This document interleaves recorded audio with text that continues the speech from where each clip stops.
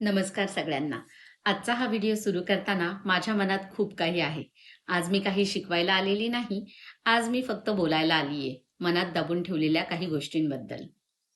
जर तुम्ही गृहिणी असाल किंवा घर सांभाळणारी स्त्री असाल आणि कधीतरी रात्री झोपताना असं वाटलं असेल, की मी दिवसभर सगळ्यांसाठी सगळं केलं, पण माझ्यासाठी काहीच उरलं नाही, तर हा व्हिडिओ तुमच्यासाठी आहे. हा व्हिडिओ मोठ्या आवाजात नाही, पण मनाच्या आत हळूच बोलणारा आहे. आज मी तुमच्याच आयुष्यातील कटू पण खरे सत्य सांगणार आहे, जे आपण रोज जगतो, पण कोणासमोर कधी बोलत नाही. पहिलं सत्य, गृहिणीचं काम कधीच संपत नाही. गृहिणीचा दिवस हा अलार्मने सुरू होतो, पण शेवट कधी होतो हे तिलाही कळत नाही. सकाळी उठून घर आवरणं, स्वयंपाक, मुलं, नवऱ्याच्या ऑफिसची तयारी आणि तरीही कोणी विचारत नाही, की आज तुझा दिवस कसा होता? आजचा दिवस तुझा कसा गेला? कारण सगळ्यांना वाटतं, की हे नॉर्मल आहे. पण रोज न थांबता काम करणं हे नॉर्मल नाही, हे थकवणारं आहे. सत्य नंबर 2, घरीच असतेस हे शब्द तर टोचतातच. तू घरीच असतेस ना? हे वाक्य तर ऐकायला साधं वाटतं, पण त्यामागे लपलेली भावना ही खूप खोलवर जखम करते. कारण घरी असणं म्हणजे आराम नसतो, तर घरी असणं म्हणजे 24 तास ड्युटी असते. 24 तास जबाबदारी असते. पण या ड्युटीला ना सुट्टी आहे, ना पगार, ना कौतुक. मागे एका व्हिडिओमध्ये सांगितल्याप्रमाणे बऱ्याचदा असं बोलणाऱ्या ह्या बायकाच असतात आणि एक स्त्रीच दुसऱ्या स्त्रीला कमी लेखत असते. तिच्या कामाला कमी लेखत असते. आणि हे एक कटू सत्य आहे. सत्य नंबर 3, स्वतःला सगळ्यात शेवटी ठेवणे. गृहिणी ही स्वतःसाठी काहीच मागत नाही. कारण तिला वाटतं आधी घर, मग मुलं, नंतर नवरा आणि मग हळू तिच्यातील मी हरवूनच जाते. एक दिवस आरशात पाहताना स्वतःलाच प्रश्न पडतो, की मी कधी हसले होते शेवटचं मनमोकळं? सत्य नंबर 4, कौतुक नसलेली जबाबदारी. घर स्वच्छ असेल तर कुणी बोलत नाही. पण थोडं काही चुकलं तर लगेच बोलणार. गृहिणी जे बरोबर करते ते गृहीत धरलं जातं. पण तिलाही थोडं कौतुक हवं असतं ना? घर रोज नीटनेटकं असतं, तेव्हा मात्र कोणीही 2 कौतुकाचे शब्द बोलत नाही. परंतु ज्या दिवशी पसारा पडलेला असेल, एखादं काम झालेलं नसेल, तर त्यावर टिप्पणी करायला मात्र सगळेच सरसावून येतात. असं केल्यामुळे स्त्रीला देखील स्वतःच असं वाटतं, की खरंच माझ्या कामाला काहीच किंमत नाही का? खरंच माझं काम हे अगदीच काहीच महत्त्वाचं नाही का? आणि यातूनच तिच्या मनामध्ये स्वतःबद्दल, स्वतःच्या कामाबद्दल न्यूनगंड तयार होतो. सत्य नंबर 5, थकवा असूनही शांत राहणं. गृहिणी थकते, पण ती बोलत नाही. कारण बोलली तर म्हणतील, की "एवढंच का?" तिच्या मनातल्या भावना ह्या तिच्याच मनात गुदमरतात. "तू घरीच तर असते आणि तरीही थकवा येतो. दिवसभर आराम तर करत असते, तरीही थकलीस? असं काय काम होतं घरी?" आणि असेही शब्द बोल ऐकल्यानंतर मग तर मनाचा थकवा अजूनच वाढतो. सत्य नंबर 6, स्वतःचं अस्तित्व हरवणे. आई, बायको, सून या भूमिका निभावताना आपल्यातली मी, आपल्यातली स्त्री ही मागे पडते. स्वप्न लहान होत जातात, आपल्या आवडी-निवडी विसरल्या जातात आणि एक दिवस फक्त जबाबदाऱ्या उरतात. मी कोण आहे हेही आपण विसरतो. आपलं स्वतःचंच अस्तित्व आपण विसरतो. मला काय आवडतं? मला काय हवं आहे?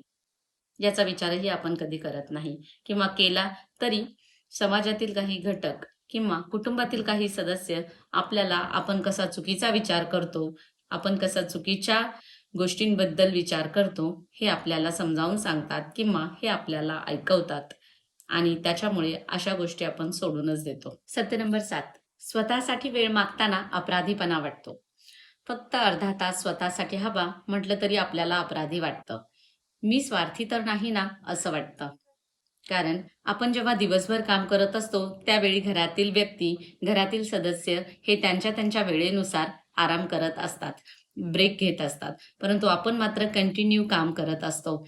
एक जबाबदारी झाली की दुसरी, दुसरी झाली की तिसरी आणि त्यामुळे स्वतःसाठी वेळच मिळत नाही. पण स्वतःची काळजी घेणं हा स्वार्थ नाही, ती गरज आहे आणि प्रत्येकाने आपल्या स्वतःसाठी वेळ हा दिलाच पाहिजे आणि त्यासाठी अपराधी वाटून घेऊ नये. घर नीटनेटकं आवरलेलं आहे, घर ठीक आहे, म्हणजे आपलं मनही ठीक आहे, आपणही ठीक आहे, असं होत नाही. घर चालतंय, मुलं हसतायत, म्हणजे सगळं ठीक आहे, असं नाही. मन आतून खूप थकलेलं असू शकतं. म्हणून स्वतःसाठी वेळ द्यायला हवा. वेळ काढून स्वतःला हे विचारायला हवं, की मी खरंच ठीक आहे का?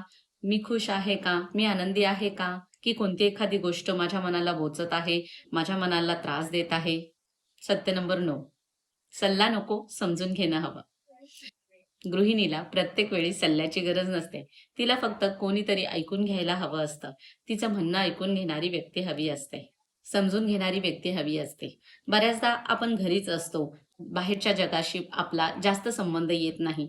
त्यामुळे आणि पुरुष हे कामानिमित्त बाहेर पडलेले असतात. त्यांना 4 गोष्टी जास्त माहिती असतात आणि त्यामुळे त्यांनाही असा गैरसमज होतो बऱ्याचदा, की तुला काय येतं? तुला काय माहिती आहे बाहेर कसं असतं?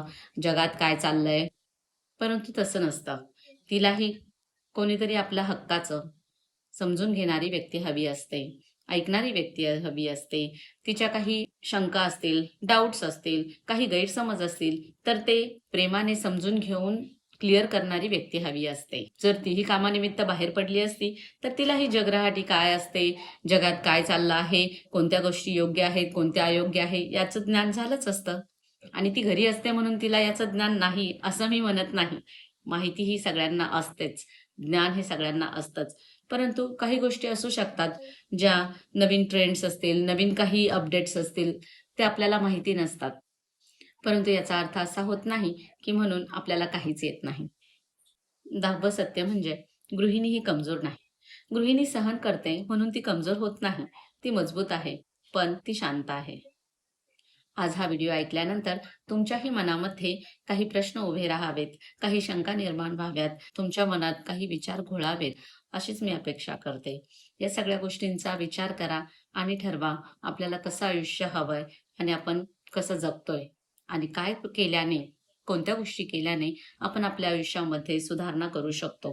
कारण प्रत्येकालाच, मग ती गृहिणी असो किंवा एखादी व्यक्ती, प्रत्येकालाच स्वतःचं आयुष्य हे पूर्णपणे भरभरून आणि समाधानाने जगण्याचा नक्कीच हक्क आहे आणि तो सर्वांना मिळावा हीच माझी इच्छा आहे. भेटूयात पुढील नवीन व्हिडिओमध्ये. तोपर्यंत धन्यवाद.